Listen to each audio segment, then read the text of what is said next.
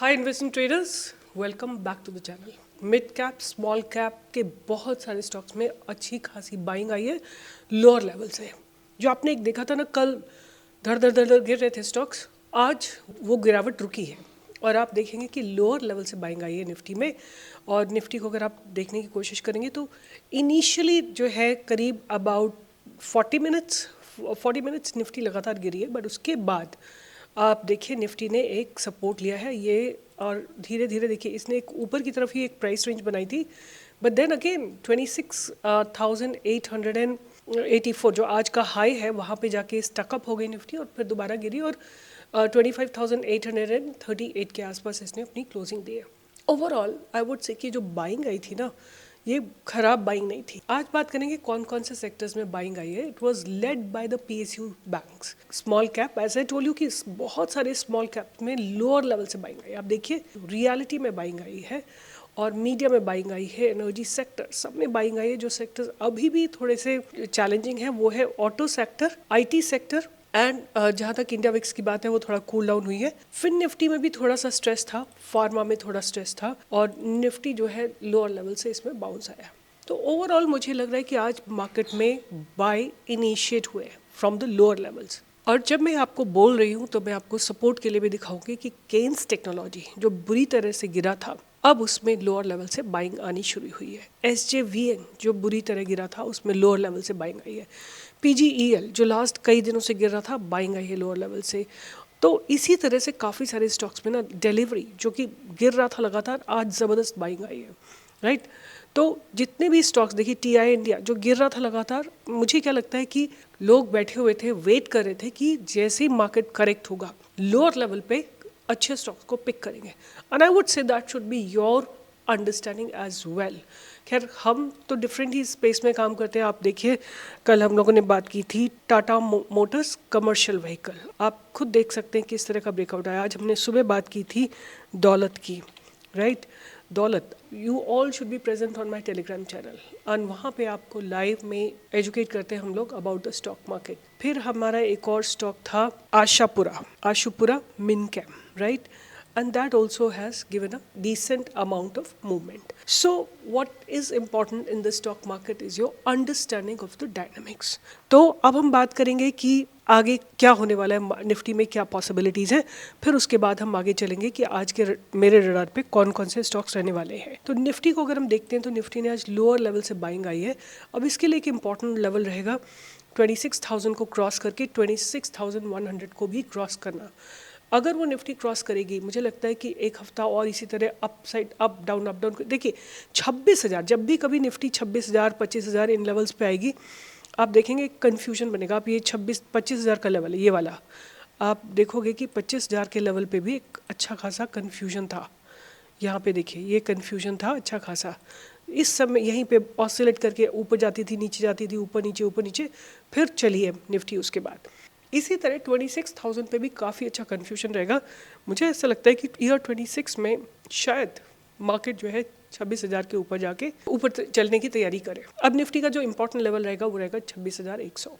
अब मैं बात करूंगी कि मेरे रडार पे क्या क्या रहने वाला है। तो पहले तो मैं इसी को बोलूँगी, अगर आप टाटा मोटर कमर्शियल व्हीकल जो है ये मुझे डेफिनेटली अच्छा लग रहा है। एक स्टॉक जो मैंने आपसे कल भी डिस्कस किया था, ग्रो, वो एक ऐसा स्टॉक है कि आज भी मुझे ऐसा लग रहा है कि इसमें डेवलपमेंट्स अच्छी हैं, राइट। आप इस लेवल को ध्यान करके रखिएगा, बिकॉज ये लेवल्स अगर आप पहले लेते हैं तो आपकी जिम्मेदारी है, नीचे गिर जाता है तो आपकी जिम्मेदारी। पहले आपको खरीदना ही नहीं है क्योंकि मार्केट गिरा हुआ है बुरी तरीके से। तो कुछ अच्छे स्टॉक्स भी आप अपने रडार पे रख सकते हैं। जैसे मैं आपको एक अच्छे स्टॉक की बात बताऊंगी, आनंद राठी वेल्थ लिमिटेड, राइट। ये स्टॉक भी काफ़ी समय से करेक्ट हो रहा है, बट ये बहुत रेयर अपॉर्चुनिटी होती है। मैंने कल ही एक रील बनाई है कि आने वाले समय में आप देखो, आपको ये बात समझना पड़ेगा कि इंडिया में केवल about 3-4% people invest in the stock market, whereas in America 62% people invest in the equity segments और स्टॉक मार्केट। उसके अलावा लोग सिप कर रहे हैं। Everybody who's working, who's a working professional, they don't have time to invest in the stock market, so they invest through the SIP. And SIP की value लगातार grow कर रही है in spite of market falling और remaining stagnant. SIP की value लगातार grow कर रही है। तो एसेट मैनेजमेंट कंपनीज को आप जरूर रडार पे रखिए, which is Anand Rathi wealth creation और मोतीलाल ओसवाल वेल्थ क्रिएशन। जो भी इन दोनों, मुझे आनंद राठी ज़्यादा बेटर लगता है, तो इसको आप अपने रडार पे डेफिनेटली रखिए। और थोड़ा तो करेक्शन हुआ है। I don't know how many of you remember, मैंने इसको स्टॉक को कभी 700 रुपये पे दिया था और 700 के बाद इसने स्प्लिट भी हुआ है, 2:1 का स्प्लिट भी हुआ है। जब मैंने दिया था आपको आई थिंक और लोअर लेवल पे दिया था, और फिर ये 1400 पे जाके और ऑलमोस्ट लाइक 6000 का हाई लगाया इसने, 6600 का हाई लगाया 700 से चल के। तो अब दोबारा से इसमें आपको अपॉर्चुनिटी मिल रही है, ये अपने सपोर्ट जोन पे खड़ा हुआ है, आप इसको अपने रडार पे रखिए। जब भी आप इस तरह के स्टॉक्स को पिक करते हैं, आपका जो होराइजन है ना वो लॉन्ग टर्म होना चाहिए, आज कल परसों 10 दिन ऐसा नहीं होना चाहिए। और नीचे गिरते हैं तो और एक्यूमुलेट करिए, because these are asset light companies, right. इनमें आपकी वेल्थ को मैनेज किया जा रहा है, तो you don't need asset, you don't need a factory, you don't need skilled labor, you need only who have understanding of the finances, and that is why this stock is a good quality stock. गिरे हुए market में आप इसको ले सकते हैं। जैसे आप देखेंगे GRSC, कोचिन शिपयार्ड, मैजडॉक, इन सब में आज बाइंग आई है लोअर लेवल से। अब ये नहीं पता कि कितना और गिरेंगे, तो आप अपना एक स्ट्रैटेजी बना के देखिए। मैजडॉक में गिरते गिरते गिरते गिरते कहाँ से गिरना शुरू किया, 3780, 2400 पे इसने सपोर्ट लिया है, राइट। GRSC को आप देखेंगे तो वहाँ पे भी आपको इसी तरह का एक सपोर्ट लगता हुआ दिखाई देगा। तो इस तरह के अच्छे स्टॉक्स में जो कि कभी गिरते नहीं थे, but because in such a vulnerable place कि ये गिरे, तो आप इनको एक्यूमुलेट कर सकते हैं। इन सब में लोअर लेवल से बाइंग आई है।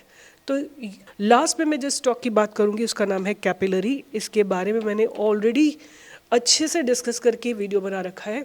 ये रिसेंटली लिस्टेड IPO है, आप इसमें बाइंग की अपॉर्चुनिटी इस जगह के ऊपर ढूंढ सकते हैं। आज इसमें ह्यूज कैपिटल डिप्लॉयड हुई है और मैंने कई बार इसके बारे में ऑलरेडी बात कर ली है। तो वंस अगेन, अगर मुझे कुछ एक्यूमुलेट करना है तो मैं आनंद राठी को एक्यूमुलेट करूँगी। मुझे अगर होल्ड करके रखना है तो मैं TMCV को होल्ड करूँगी, और मुझे फ्रेश बाय इनिशिएट करनी है तो मैं कैपिलरी में इनिशिएट करूँगी। These stock look good and आज मार्केट थोड़ा बेटर लग रहा है। I'm feeling better, and I'm sure you are also feeling better. Your portfolio must have bounced back a little bit. So with this, I'll be signing off, and stay tuned for more such updates. And if you find this content valuable, please give a thumbs up, write a comment, and share it with others. Bye bye. I'll see you in the live market tomorrow, because it's important for me to hear from you कि आपको हमारी research कैसी लगती है। Bye bye. Take care. I'll see you in the live market tomorrow.